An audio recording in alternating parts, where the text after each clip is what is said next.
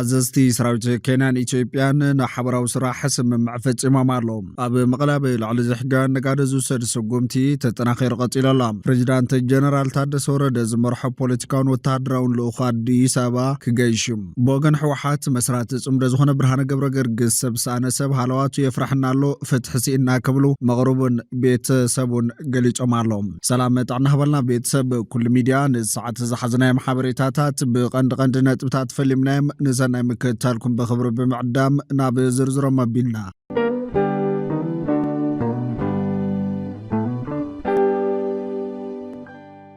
أب مغلب على زحجة نقارزو سرس قمتي تتناخير قاتلهم بزحجة من قد كوعازن كخزان تسترخبه على 10 شحن 500 لتر زيت بلعي 5 كنتال شكر 4 كنتال فينو 26 كنتال طاف 4 كنتال بربرن كالو تهالختن أب كوتر علوم نحبرسب بواقوم تشيط أميلو إيجنس نقدر نسردن إيجنسي أب محبان زي مخناتا وسخواقان شغطات نسترخبو نقادو ونحقاون محدارون سقومتات موساد كم زغطلالو فليت الله إيجنس نقدن سردن تجراي نزبلن هلو معبالتات كوتر شغطات تجراي ملكيتو مجلتي أب ذهب اللوانيم نتمجلت ذهب أب إيجنس نقدن سردن تجراي دايركتوريت كوتر سرعات نقدايت قوعش والنجريمة لعلي 950 حد نقادو متنقاطات حفظ وهابهم 330 تكالات نقد استعشقوا 4 تكالات نقد ما بحق نقحتوتو كم استقبرن دحر موسى سقمتو سن محاشات كم زولن حبير الله استرعي وسخواقا شغطات حصرت قرب سلازولو زي كونس زي حقيان دلالو بزبار عوور حسوتي زبالة ايتو قوعش ايجنس نقدن سددن تقراي حزقون اواجات ممرحتات مسرت قيرو ابي لعلسو ساعات نقادو حقاو سقمتي كغطليلهم اب مفراين مشات مبانستو وافر نقادو تحت 100 جرام كيفريو نتنقق زبالة ايتو قوعش تقلقال حبرسب نتقبار ازمام رحيك كتاتلن زي قبو سراح نتعزب حبريتاك هبن سوي علام اكفافل تشغطات كتشرشرو اي قبان زبالتي مقلتي مسرح حقي نقدي زي تحسو نقادو اقباب كحزو بترقن زبيخون بترانسفر نزفت متعدداك بحقي كقزون حقاو قبلت كهبونة حساسي والام حسرت قرب شغطات سلزي لحبرسب ترقاقي عداقو كفت منزخون عينت زي معروي من قصاص نقدن تعزب دما حابريتا كيفن تاوعي تقريبا لام بخالي زينا بريزيدانت جنرال تادس ورد زمرحب بوليتيكان وتهدراون لو خادي ساباك جيشم لعلوت بوليتيكان وتهدراون مرحة حوحات نابدي سابا كم زقشو تحبير الله حوحات مرحتو نابدي سابا كسدد بمغل أبستغايد هتو تاخي باي وسين زلام اتلوخ ببوليتيكان مرار حوحات وتهدرو عزست نزحقو فمخانو من جتات ملاخيتو مالو بمرحنة بريزيدانت جزاوم محدار تقرأ جنرال تحدث ورد تمرحون عبدي سابا كمزات ونحبر الله كاب وتهدرو مرار حسل استول كسواتن سلسة بوليتيكا ومراحتن تمريجهم كمزلوز قلت فلفلات عبدي سابا مسناي وطاي دبلوماسيات حاويسو مس مراحت حبرة أفريقيا كم دراقبون يقلت الله كاب جزاوم محدار تقرأ جنرال تحدث ورد جنرال فسا كيدانو فسا مانجوسن أماني لسفان كمون كاب مرحنة حوحات دما دكتور أبراهام تخستن ويزرو فتلورك قبرز قابهر منجورينن ذركبوهم قجلة نابدي سابا كخدو تمريج أمهلهم ناي قربا منجتات يحبرون از مقشازي دحرتي أبي كاب تسلمتا أبو مونغو حيلتات تقراين فيدرالين نزقات مقوانتي كمون أبو مونغو كل تحيلتات تقراي TDF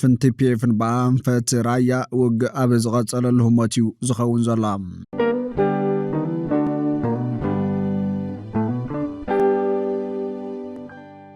بوغن حوحات مسرات تصمدو زخون برهان قبر قرقس سبسانة سب حالوات يفرحنا له فتح سينا كبلو مغربون بيت صوبن حاتيتهم نعمتات دقا فغالس حوحات فلاماي تحلقي تصمدو زنبرا نتافي محبرا ميديا دحر نبسو كاب بوليتيكا نتايلو علاو مقبارو دحر صومنات انتار ودب حوحات قالس بمجمارون بعل مخنات بزيت فلت استجوين ابو الكبيت محيور استاسر حاونا دحن النوتن حالواتن يشاغلنا لكبلو بيت صوبن مغربون اماري رومالهم زاقيد حالوات سبنا سينا فتح سينا زبلوتهم وغنات تقراي والكسبات كاب حق وطايز جويلان ابو الكبيت ماسر تساقيلان كوينا مرعينا محزن محفر تاريخي كبل قليصوم علوم برهان زمسلو زقالس عامتات بهيرون مخبار بحسابن ببرتن قبو فتشمي زبلوتهم وغنات مخنات بزيت فلت تچويو كسابا بزيت فلت بوتا زسر زاقيد حلواتو يبلنان كبلو تزاريبام غبنن تحليونا بحق بمقراب سرع كسي قربو لي غباني رزبلوتهم مقربو كاب حق وطاي بمچواين بمسوارن زغبر ዘርፍ ይፍትሓውን ስርዓት አልቦ ጉዕዞ ንኹሉ ትግራዋይ ዝጎድእ ክእረም ዝግባእ መሻቀሊ ጉዳይ ኢሎም ኣሎም ሕዚ እውን ናብ ስሩዕ ሕጊ ይቅረብ ወይ ይፈታሕ ዝበሉቶም ወገናት ብሂወት ምህላውን ዘይምህላውን ኣይንፈልጥን እንተሃልዩውን ካብ ውልቀ ማእሰርቲ ናብ ኢድ ሻዕብያ ከይመሓላለፍ ስጋት ከም ዘለና ኩሉ ትግራዋይ ክፈልጠልና ይግባእ ኢሎም ብኻልእ ወገን ኣዘዝቲ ሰራዊት ኬንያን ኢትዮጵያን ናብ ሓበራዊ ስራሕ ስምምዕ ፈፂሞም ኣሎም ኣኼባ ሓበራዊ ኮሚቴ ሰራዊት ምክልኻል ኢትዮ ኬንያ ተዛዚሞሎም ኣብ ናይሮቢ ኬንያ ብዝሓለፉ 2 መዓልታት ክሳለጥ ፀንሐ ኣኼባ ሓበራዊ ኮሚቴ ሰራዊት ምክልኻል ኢትዮ ኬንያ ተዛዚሞሎም እታ ኣኼባ ሰነድ ስምምዕነት ሰራዊት ምክልኻል ክልቲአን ሃገራት ድሕሪ ምኽታምን ፈለማዋን ዝተሳለጠ ሱርዓ ኣኼባ ከም ዝኾነ ተገሊጹ ኣብ ምትምማን ምክባርን ሓበራዊ ረብሓን ዝተደረኸ ርክብ ምክልኻል ኢትዮጵያን ኬንያን ናይተን ሃገራት ረብሓ ካብ ምሕላው ብተወሳኺ ዞባዊ ሰላምን ድሕንነትን ንክሕሎ ሓበራዊ ሓላፍነት ከም ዝህልዎ ተሓቢሮላ ብመንፅር እዚ እቲ ኮሚቴ ኣብ ዝሓለፈ ዓመት ብዝሰርሖ ስራሕ ውፅኢታዊ ከም ዝነበረ ልኡኽ ሰራዊት ምክልኻል ፌደርኢ ዝመርሐ ዋና ዳይሬክተር ርክብ ወፃን ወተሃደራዊ ምትሕባርን ሰራዊት ምክልኻል ሜጀር ጀነራል ተሾመ ጎመቹ ተዛሪቦላ ኣብቲ መድረኽ ምትሕባር ሽርክናን ሓድነትን እተን ሃገራት ናብ ዝለዓለ ብርኪ ኣብ ዘሰጋግሩ ኣጀንዳታት ዘተ ከም ዝተገበረ ተገሊጹ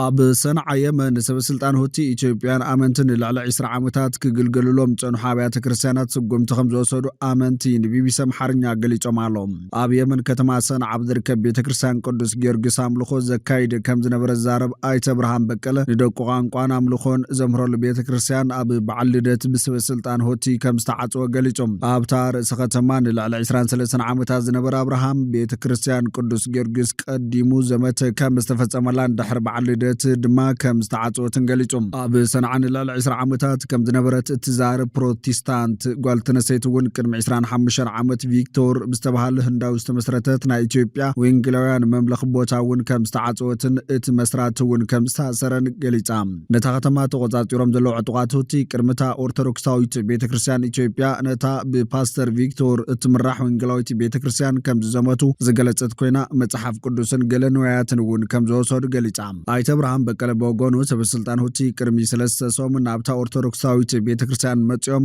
ገንዘብ ንብረትን ዘሚቶም ክብል ገሊፆም ኣይተ ብርሃን ኣብ ሰንዓ ኦርቶዶክሳዊት ቤተ ክርስቲያን ኢትዮጵያ ትመሓደር ቤተ ክርስቲያን ቅዱስ ጊዮርጊስ ቅድሚ 25 ዓመት በኣባላት ሓይሊ ባሕሪ ኢትዮጵያ ነበር ዝተመስረተት ምዃና ረድዮም ኣይተ ብርሃን እታ ቤተ ክርስቲያን ፈለማ ወተሃደራዊ ማዓስከር ከም ዝነበረት ድሕሪ ግን ኣብ ሰንዓ ንዝርከብ ኢትዮጵያን ኣመንቲ ኣገልግሎት ምሃብ ከም ዝጀመረት ተዛሪቦም እታ ኣብ ሰንዓ ከባቢ ሓዳ እትርከብ ቤተ ክርስቲያን ቅዱስ ጊዮርጊስ ንኣመንቲ ዝተፈላለዩ ሃይማኖታዊ ኣገልግሎታት ትህብ ከም ዝነበረት ኢትዮጵያውያን ኣስላም ህፃናት ከይተረፉ ቋንቋ ኣምሓርኛ ንምምሃር ናብታ ቤተ ክርስቲያን ይመፁ ነይሮም ይብል ኣብርሃም ቀፅሪ እቲ ቤተ ክርስቲያን ብ$2,000 ንወርሒ ይካረግ ከም ዝነበረን ባንዴራ ኢትዮጵያ እውን ተሰቂልዎ ከም ዝነበረን ወሲኹ ገሊፁ ኣብርሃም ካብ ኣዲስ ኣበባ መራሕቲ ሃይማኖት ኣብ ዝተፈላለዩ በዓላት ተረኺቦም በረኸት ክህቡ ጀሚሮም ከም ዝነበሩ ገሊፁ ቅድሚ ሕዚ ብመንግስቲ የመን ኣፍልጦ ከም ዝረኸቡ እቶም ኢትዮጵያውያን ገሊፆም ኣሎም እነሱ ንቢቢሲ ኣብ ዝሃቦ ሓበሬታ ኣብ ዝዋን እቲ ባንዴራ ወሪዱ ኣብቲ ኣፍ ደገ ከም ዝተዓሸገ ዝገልጽ ምልክታ ተለጢፈሎ ኢሎም ኣይተ ብርሃን ከም ዝብሎ ቤተ ክርስቲያን ቅዱስ ጊዮርጊስ ቅድሚ ሕዚ ኣስታት 5,000 ኢትዮጵያውያን ኦርቶዶክሳውያን ክርስቲያን ዘምልኹ ቦታ ከም ዝነበረ ሕዚ ግን ኣብ ስርዓት ኣምልኾ ምክያድ ይፍቀድ ምባል ተዓሽጉ ከም ዘሎ ይዛረብ እተን ኢትዮጵያውያን ኣመንቲ ስርዓት ኣምልኾ ዝፍጸሙለን ኣብያተ ክርስቲያናት ዝተዓፅዋሉ ምክንያት ብዝምልከት ካብ ሰበስልጣን ሁቲ ወግዓዊ መግለፂ ተዋህበን ኣብርሃም ኣብ 2015 ስዑድ ዓረብ ኣብ ልዕሊ ዕጡቃት ሁቲ ደብዳብ ኣብ ዘካየደትሉ መጥቃዕቲ ነፈርቲ ታቦት ቤተ ክርስቲያን ቅዱስ ጊዮርጊስ ናብ ካሊእ ቦታ እንተተሰጋገረ እኳ ዝኾነ ጽምብል ኣብ ቀጽሪ እታ ቤተ ክርስቲያን ብዓብዪ ድምቀት በዓል ከም ዝነበረ ሓቢሮም ኣብርሃም ቅድሚ 3 ሰሙን ግን ኣብኡ ብስሩዕ ዘገልግል ዝነበረ ካህን ከም ዝነበረ ሰበስልጣን ነቲ ካህን ብምጽዋዕ ነታ ቤተ ክርስቲያን ከም ዝዓሸጓ ሓቢሮላ ቢቢሲ ዘዘራረባ ኢትዮጵያዊት ወንጌላዊት እታ ብፓስተር ቪክቶር ዝተመስረተት ቤተ ክርስቲያን ብሰበስልጣን ሁቲ ምስተዓፅወትን ውሕስነታ ከም ሰገት ገሊፃ ንባዕሊ ፈሪሕ ኣለኹ ኣብቲ ፓስተር ዝነብረሉ ዝነበረ ገዛ እየ ዝነብር ናይ መዘምራን ኣልባሳትን ካልእ ናይ ቤተ ክርስቲያን ንዋያትን መሳየሎ ክትብል ገሊፃ ኣብታ ናስታት 25 ዓመታት ፀንሐት ቤተ ክርስቲያን ክሳብ 400 ዝግመቱ ወንጌላውያን ኢትዮጵያውያን ክግልገሉ ከም ዝፀንሑ ብምግላፅ ካልኦት ወንጌላውያን ኣብያተ ክርስቲያናት ኢትዮጵያ እውን ብሰንኪ ኣገልግሎት ደወቢለን ምህላወን ሓቢራ እቲ ምስ በዓል ቤቱን ወዱን ኣብ የመን ዝርከብ ፓስተር ኢትዮጵያን ኣብታ ማእኸል ከምልኹ ከም ዝፈቅድን ሓሊፉ መጠናዊ ገንዘባዊ ደገፍ ከም ዝገብርን እውን ትዛረብ ኣብዚ እዋን ኣመንቲ ኦርቶዶክሳውያን ወንጌላውያን ዘምልኹሉ ቦታ ከም ዘይብሎም ንቢቢሲ ተዛሪቦም ኣሎም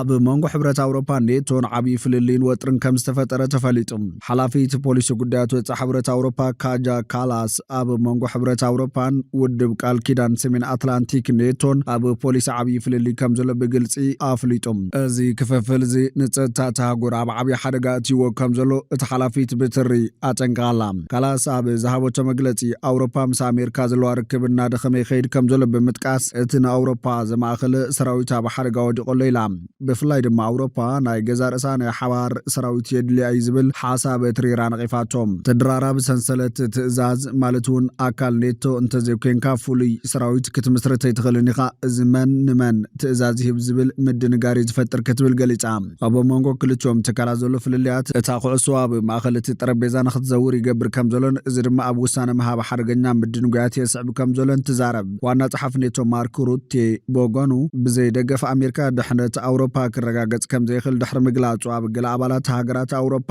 ቁጣ ኣልዒሉ ኣሎ እዚ ከም ዘሎ ኮይኑ ፕሬዚዳንት ትራምፕ ኣሜሪካ ግሪንላንድ ክትሕዛ እያ ዝብል ሓሳብ ምቕራቡ ስዒቡ 8 ኣባላት ሃገራት ሕብረት ኣውሮፓ ናብ ግሪንላንድ ሰራዊተን ምልኣኸን ይግለጽ እዚ ስጉምቲ ኣብ መንጎ ተሃጉርን ኣሜሪካን ዘሎ ወተሃደራውን ዲፕሎማስያውን ምትፍናን ናብ ሓዱሽ ደረጃ ከም ዘዕረጎ ተፈሊጡ ኣሎ